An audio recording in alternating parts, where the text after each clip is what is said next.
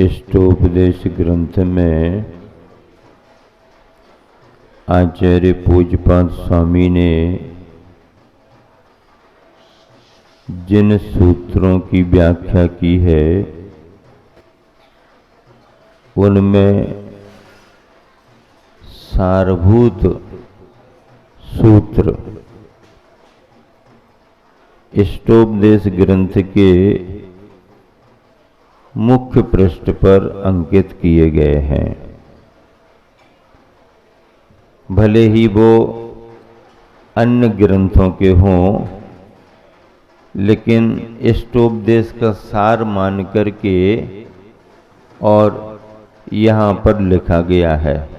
देखिए, ये पुस्तक इष्टोपदेश ग्रंथ की जो आपके सामने रखी गई थी, उसमें ये 4 सूत्र लिखे हुए हैं। कितने सूत्र लिखे हुए हैं?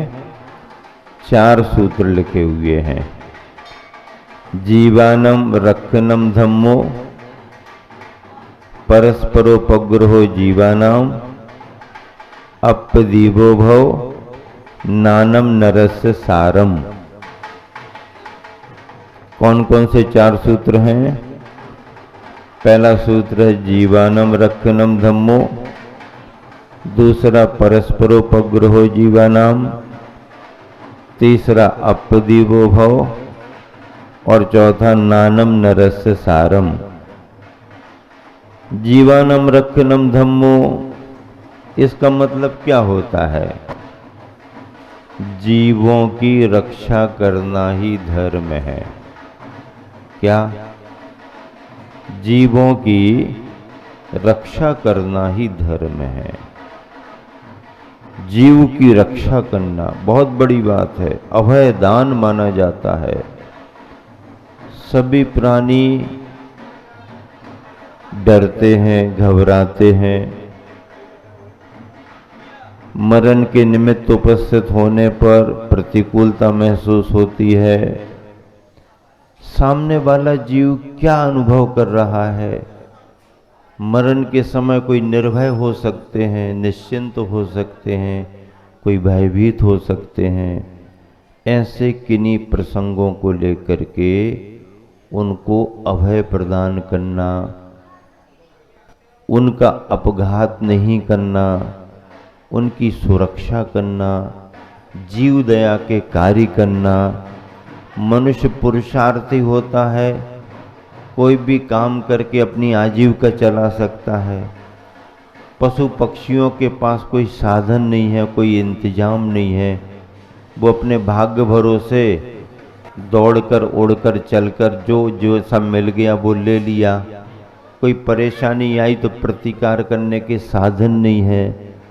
नेचुरल नैसर्गिक प्रकृति से जो उनको सहयोग मिल जाए वो हो जाता, अन्यथा उनको कष्ट का अनुभव सहन करना पड़ता है।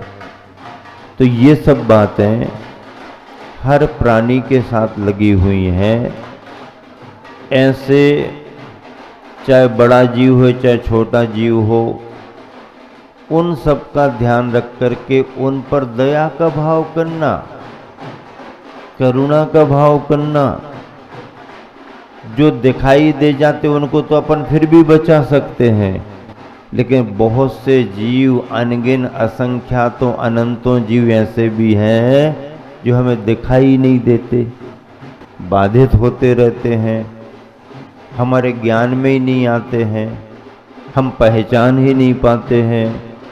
उन जीवों के प्रति भी सुरक्षा का भाव, उनके प्रति भी दया का भाव, ये जैन धर्म में बड़ा धर्म अहिंसा का माना गया है। धर्म की परिभाषाएं 4 प्रकार की बतलाई हैं। वस्तु सहावो धम्मो, खमादि भावो या दसव्यो धम्मो, रैनतयम च धम्मो, जीवानम रक्षणम धम्मो। जीवानम रक्षणो धम्मो ये आ गया। पहला क्या है सूत्र? वस्तु सहावो धम्मो। वस्तु का स्वभाव ही धर्म है। प्रकृति के परिणमन में जिसका परिणमन जैसा हो रहा है वो उसका धर्म है। स्वभाव विभाव ये वो सब चल रहा है। वस्तु अपने रूप में हमेशा बनी रहती है। जीव कभी जड़ नहीं हो सकता, जड़ कभी जीव नहीं हो सकता। निमित्त पाने पर उसमें परिणमन दूसरा दूसरा हो जाए बात अलग है, पर अपना वह मूल स्वभाव कभी छोड़ता नहीं। पानी को अगर तुमने गर्म कर दिया तो तुम्हारे गर्म करने से पानी ने अपने ठंडेपन का स्वभाव छोड़ दिया और पानी कैसा हो गया? गर्म हो गया। अंगुली डालोगे जलने लगेगी, ऊपर गिर जाएगा गर्म खौलता पानी, छाले आ जाएंगे। हो गया ना। पानी जो तुमको अच्छी ठंडक देता था, राहत देता था, पीने में अच्छा लगता था, अब तुमने उसको गर्म कर दिया, अग्नि के संयोग से गर्म हो गया। अब वो पानी तुम्हारे काम का नहीं, भैया बहुत गर्म हो गया, ऊपर गिर जाएगा, छाले आ जाएंगे, ये है वो है। पानी ने अग्नि का संयोग पा करके अपना स्वभाव बदल लिया ना, हो गया। लेकिन स्वभाव बदलने के बाद भी पानी तुम्हें परेशान कर सकता है, लेकिन जिस अग्नि ने उसे गर्म किया है वह खौलता हुआ गर्म पानी भी उस अग्नि को बुझाने की क्षमता रखता है। रखता कि नहीं रखता? गर्म खौलता हुआ पानी भी अग्नि पर डाल दो तो अग्नि क्या होती है? बुझ जाती। मतलब अग्नि को ठंडा करने का पानी का स्वभाव खत्म नहीं हुआ, पानी भले गर्म हो गया। ऐसा ही जीव का स्वभाव है। अपनी अज्ञानता के कारण नरक निगोद में जीव चला जाए, लेकिन अपने ज्ञान दर्शन स्वभावी चेतना गुण को छोड़ता नहीं है। वो तो उसका निगोद में भी बना रहेगा, एक इंद्रियों में भी बना रहेगा। ज्ञान कम हो जाएगा बात अलग है, लेकिन ज्ञान जड़ नहीं हो सकता। ये जीव का स्वभाव है। वस्तु स्वभाव सोना है, अब तपाओ, पीटो, कूटो, छेदो, गुस्से में आकर के कीचड़ में डाल दो, लोहे में जंग लग जाएगा, लेकिन सोने में जंग नहीं लगेगा। सोने को किसी भी अवस्था में ले जाओ, उसका स्वर्णत्व गुण खत्म होने वाला नहीं। ये स्वभाव माना गया है। सूरज कभी ठंडा नहीं होगा, चंद्रमा कभी गर्म नहीं होगा। बादल ढकें तो ढकें, ग्रहण लगे तो लगे, लेकिन सूरज सूरज ही रहेगा, चंदा चंदा ही रहेगा। ऐसे वस्तु के जो स्वभाव हैं, जिन स्वभावों को किसी ने बनाया नहीं, जिन स्वभावों को कोई मिटा नहीं सकता, निमित्त पाकर के परिणमन हो सकता है, निमित्त पाकर के मूल स्वभाव से हटा हुआ दिख सकता है, लेकिन स्थायी उसका स्वभाव समाप्त नहीं हो सकता। इसे वस्तु सहावो धम्मो, खमादि भावो या 10 बेहो धम्मो। उत्तम 10 लक्षण धर्म है। 10 लक्षण धर्म है कि नहीं है? याद है कि नहीं है? या वही 10 दिन जय जयनाथ परम गुरु हो, 10 दिन 10 लक्षण में आराधना कर ली, फ्री हो गए साल भर के लिए? ऐसा नहीं। हमेशा जीव के साथ ये परिणाम बने रहते हैं। उत्तम खमादि भावो यदस विहो धम्मो, रहने तयम च धम्मो। रत्नत्रय का भी धर्म है। अब रत्नत्रय का धर्म है, प्रत्येक जीव के अंदर है कि नहीं है? अब वो स्वभाव में होगा या विभाव में होगा? होगा तो क्यों? रत्नत्रय 10 धर्म के भाव, वस्तु, ये सब जीव में ही पाए जाते हैं। रत्नत्रय किस में पाया जाएगा? 10 धर्म के भाव किस में पाए जाएंगे? जीवों की दया का भाव जीवानम रक्षणम धम्मो किस में आएगा? जीव में आएगा। तो ये जीव के अंदर घटित होने वाले परिणाम, इन्हें भी धर्म कहा गया। वस्तु सहावो धम्मो खमादि भावो यदस्वे हो धम्मो रैन तयम च धम्मो जीवानम रक्षणम धम्मो। अगला सूत्र क्या है? परस्परोपग्रहो जीवानाम। इसका अर्थ क्या होता? ये सूत्र कहाँ पर आया है? तत्वार्थ सूत्र में आया है। इसका अर्थ क्या है? परस्पर उपग्रह। यह जीवों का एक तरह का कार्य है। जीव जीव पर उपकार करता है। जीव किस पर उपकार करता है? जीव जीव पर उपकार करता है। जीव अनुभव भी करता है, हमने किसका उपकार किया, किसने हमारे साथ उपकार किया। ये अनुभव कौन करता? जीव। जड़ तो करता नहीं है। आप किसी को सम्मान में मुकुटमाला पहनाओ, उसके बारे में 4 अच्छे शब्द बोलो, तो उसको महसूस होता है कि इन्होंने हमारा स्मरण किया, हमें सम्मान दिया, क्योंकि जीव जीव है। अब अगर किसी दीवाल को तिलक लगाओ, किसी पत्थर को माला पहना दो, तो वो महसूस करेगा क्या?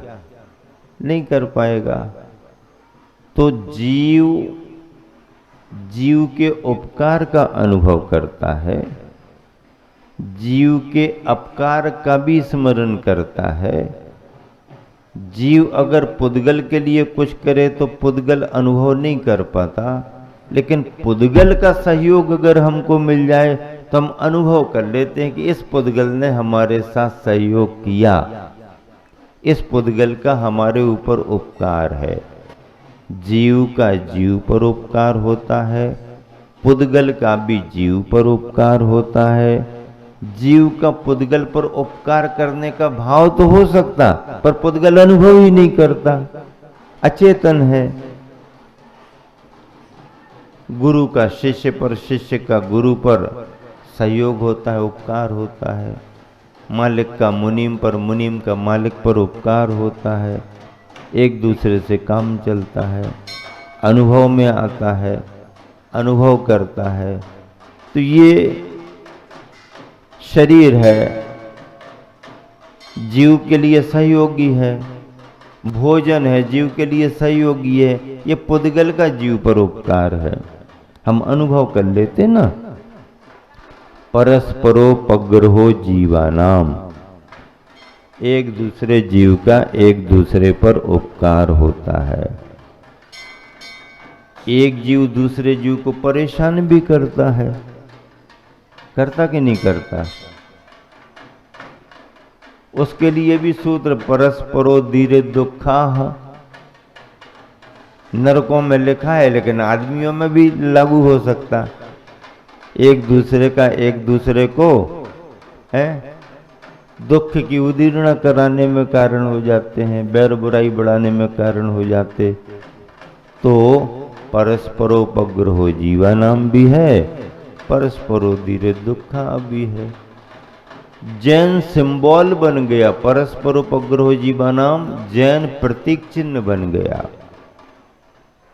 जैन प्रतीक चिन्ह का मतलब है श्वेतांबर दिगंबर दोनों समुदायों ने मिलकर के अपने पचरंगे ध्वज को जो निश्चित किया है, पंच परमेष्टि के प्रतीक में रंग विज्ञान के आधार पर, उसमें बीचों बीच 3 लोक का नक्शा बना करके परस्परोपग्रहो जीवानाम या अभय का चिन्ह हाथ का ऐसा जो लिखा रहता है, 3 लोक का नक्शा।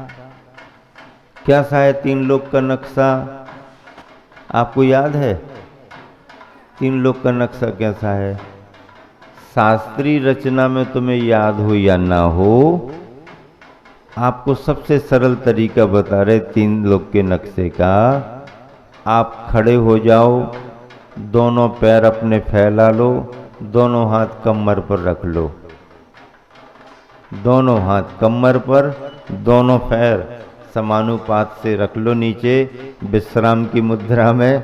सावधान नहीं, विश्राम की मुद्रा में दोनों पैर फैला लो, दोनों हाथ कमर पर रख लो। जो मुद्रा बनेगी, तुम्हें पता ना पड़े तो किसी से फोटो निकलवा लो। जो मुद्रा बनेगी वो बिल्कुल हूबहू 3 लोक का नक्शा है। अब तो समझ में आ गया ना, 3 लोक का नक्शा हो गया। ऐसे इसको परस्पर उपग्रह जीवानम सिंबल बनाया है जैन समुदाय ने। अपदीवो भव का मतलब क्या है कि देखो, ज्ञान की बातें लिखी हैं, सभी तरह की बातें लिखी हैं, ये सब फार्मूले हैं। प्रयोग कहाँ करना है, लैब कहाँ पर है, लैब अपने अंदर है। ये सब थ्योरी है, फार्मूले लिखे हैं किताब में, पढ़ो समझो, लेकिन प्रैक्टिकल कहाँ होगा? प्रैक्टिकल कहाँ होगा? प्रैक्टिकल तो तुम्हारे अंदर होगा, अंदर होगा। अपदीवो भव, बाहर के दिए कितने भी जलाओ, काम तुम्हारा तभी बनेगा जब बाहर के दियों के साथ साथ अंदर का दिया भी जलेगा। बाहर के दिए जलते रहें और अंदर का दिया जल ना पाए तो बाहर उजाला होगा और अंदर अंधेरा बना रहेगा, काम बनेगा नहीं। काम तो तब बनेगा जब अंदर का तुम्हारा दिया जले, लेकिन अंदर का दिया डायरेक्ट नहीं जलेगा, पहले बाहर के दिए जलेंगे, तब कहीं जाकर के अंदर का दिया जलेगा। अपदीवो भव नानम नरस्य सारम, नानम नरस्य सारम, मनुष्य पर्याय प्राप्त की है तो उसका सार क्या है? ज्ञान को प्राप्त करो, ज्ञान को प्राप्त करो। और ज्ञान सही और सम्यक ज्ञान की श्रेणी में तब आता है जब उस ज्ञान के साथ चारित्र जुड़े और वो ज्ञान सम्यक दर्शन के साथ हो। रत्नत्रय की पूर्णता का जो ज्ञान है वही इस मनुष्य पर्याय का सार है।